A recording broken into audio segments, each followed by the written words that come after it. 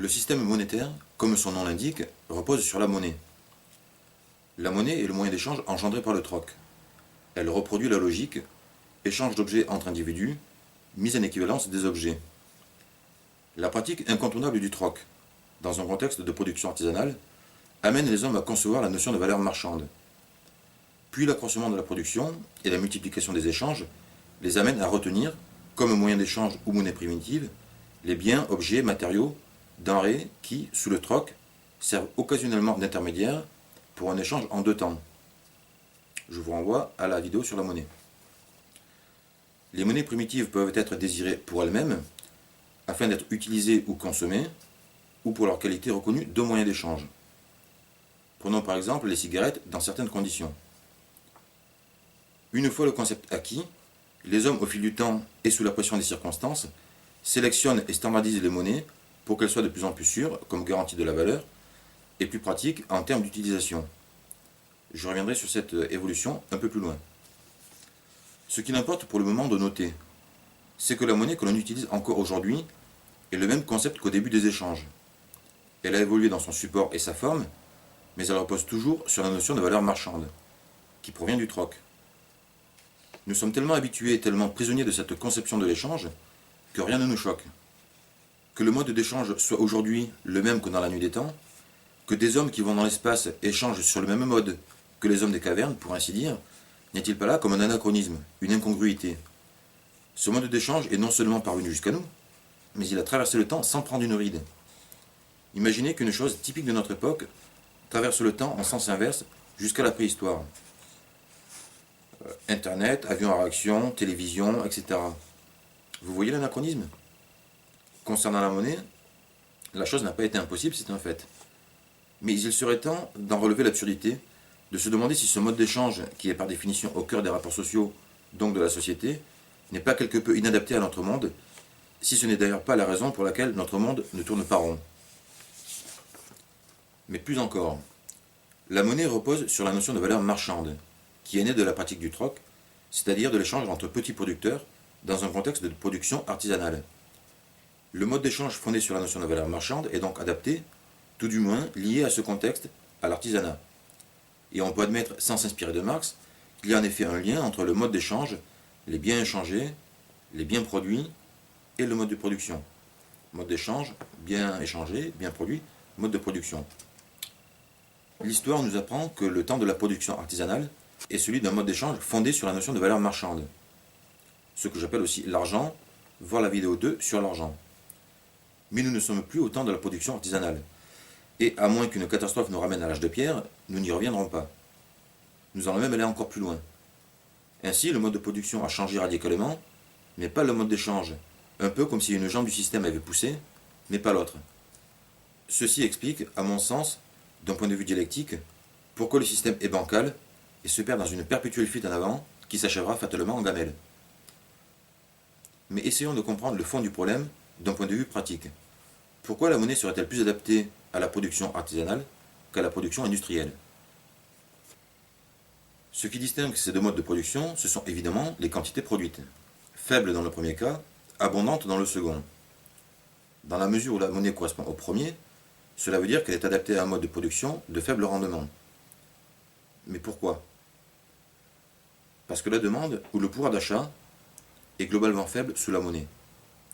Quelle que soit la masse monétaire, le jeu des valeurs fait que la plupart des gens ont un faible pouvoir d'achat, d'où une demande globale faible. Demande faible, production faible, les choses s'équilibrent grosso modo. Mais produire de manière industrielle ne change pas la règle de base du système monétaire. La demande, elle, est toujours faible. Dès lors, le problème saute aux yeux. Une société industrialisée et monétaire produit plus que ses citoyens ne peuvent acheter ou consommer. C'est une donnée intangible qui place la société devant une contradiction mortelle. On peut résumer le problème par cette formule: système cherche client désespérément. Faute de remettre en cause la monnaie et le mode d'échange, et de résoudre le problème de fond, il faut trouver des solutions qui peuvent marcher un temps, mais qui tôt ou tard feront long feu, et des dégâts. Ce sont les fameuses fuites en avant. Le problème, c'est un manque de clients. Il faut en trouver ou en inventer.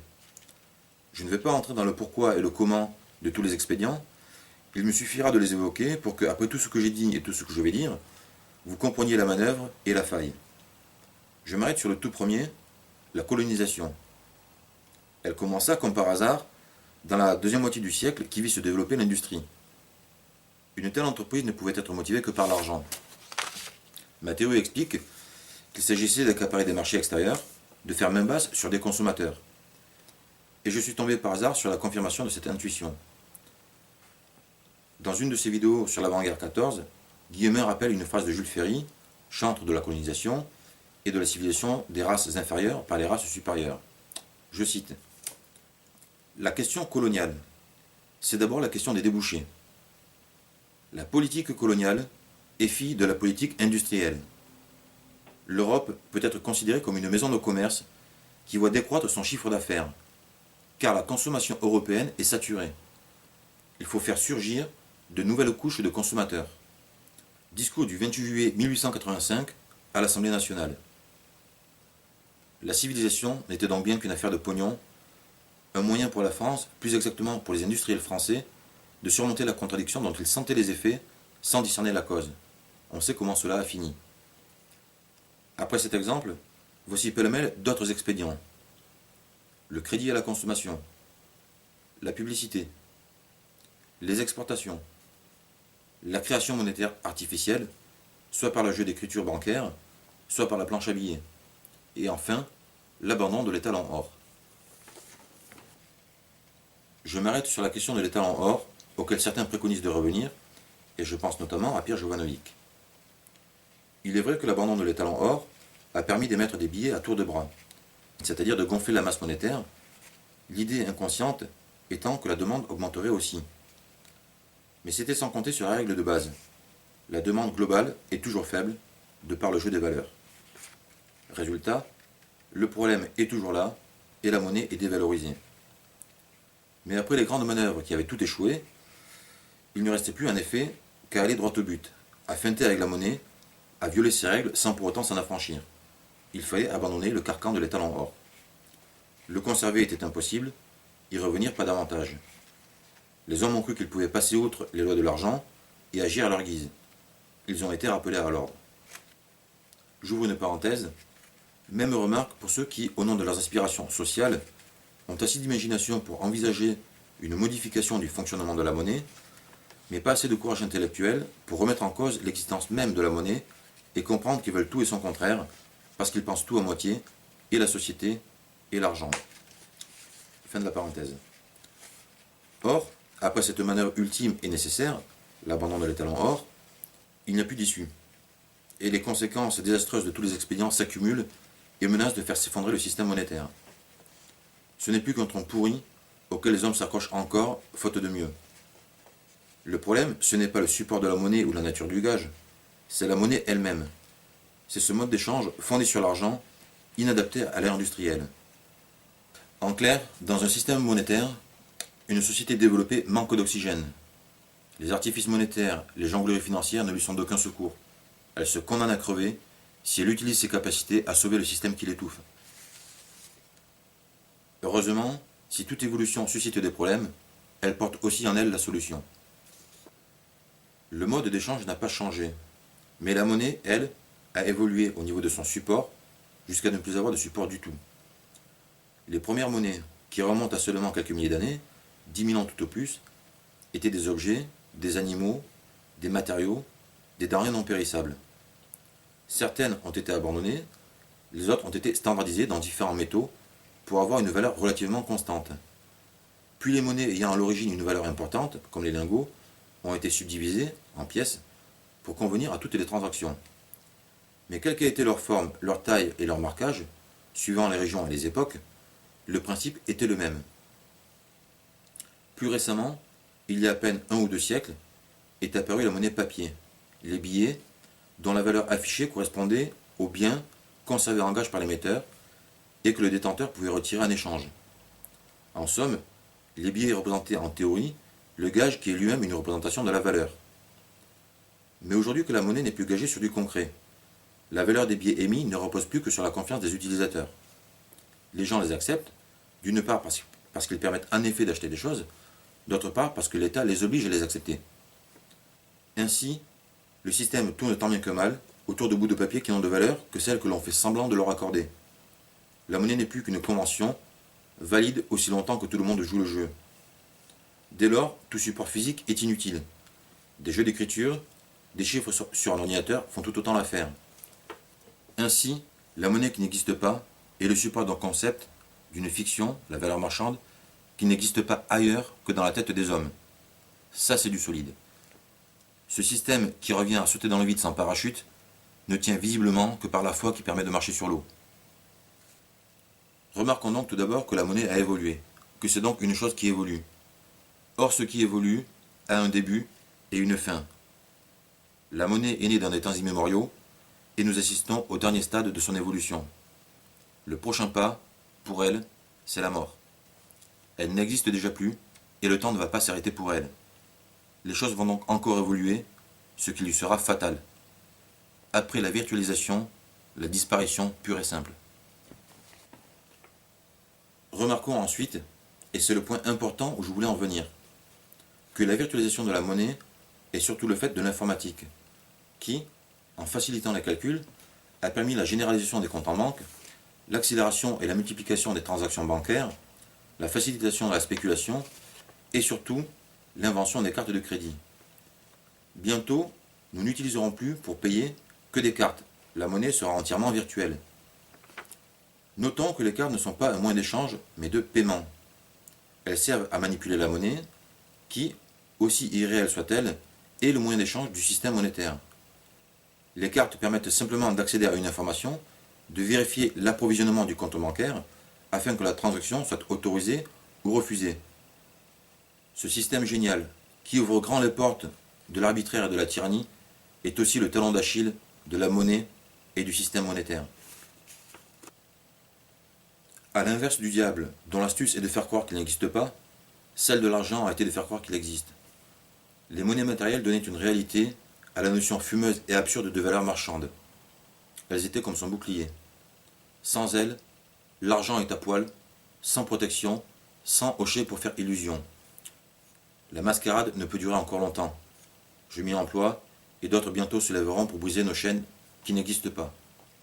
Mais le meilleur propagandiste, c'est le système lui-même, qui pousse à l'usage exclusif de cartes de crédit, donc à la virtualisation totale de la monnaie, qui va ouvrir les yeux à un nombre grandissant d'esclaves endormis.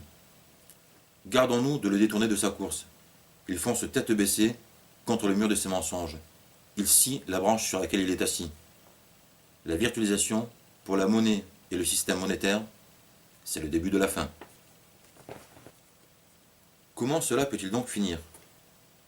Éliminons de l'équation ce qui n'existe pas. Que reste-t-il? Les cartes, les infrastructures que le système monétaire met en place en croyant servir ses intérêts. Mais les cartes, ou du moins leur technologie, peuvent fort bien servir à un autre but que celui qui leur est assigné aujourd'hui. Peu leur importe quel type d'informations elles vérifient et transmettent. Or, j'ai expliqué dans les vidéos précédentes que la monnaie incarne le droit d'accéder au marché, qui devrait être conféré par la citoyenneté compte tenu des devoirs qu'elle implique. Auquel cas, ce droit serait alors indéfini ou illimité, en théorie, et égal pour tous les citoyens. Problème de la demande résolu. Autrement dit, pour appliquer le principe, il suffirait que les citoyens disposent d'un moyen d'attester leur citoyenneté auprès des commerçants. Ce moyen est tout trouvé. Il est déjà entre leurs mains. Il sert à autre chose, mais il peut servir à ce que bon leur semble. Et si les cartes servent à vérifier la citoyenneté au lieu de manipuler des unités, plus de monnaie, plus de prix, plus de valeur marchande, plus de système monétaire. Fini l'argent. Je n'en dis pas plus, je consacrerai une vidéo à ce sujet.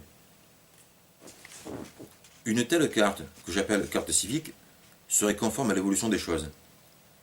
Il est indéniable que la monnaie évolue et arrive en bout de course.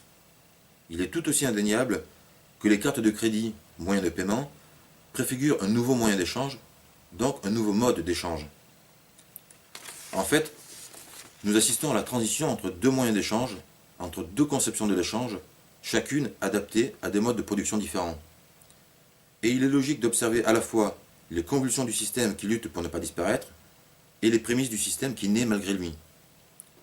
le mode d'échange lui-même a changé. La monnaie perpétue la logique du troc, de l'échange d'objets entre individus. Mais elle sert aujourd'hui à accéder au marché. Et la plupart des individus, payés non plus à la pièce, mais au mois, la gagnent moins par leur travail proprement dit qu'en fonction de leur statut. Ce qui, à la fois, ôte sa raison d'être à la notion de valeur marchande, propre au troc, et préfigure le mode d'échange que j'ai évoqué, dans lequel le droit d'accéder au marché serait conféré par le statut de citoyen. Mode d'échange qui ne pourra voir le jour tant que la monnaie fera obstacle dans les faits et l'argent dans les esprits.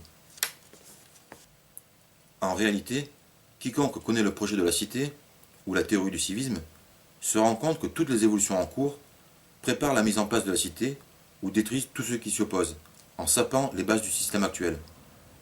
Il n'y a pas de révolution, sinon au sens d'évolution révolutionnaire. La table rase est un mythe ou une catastrophe.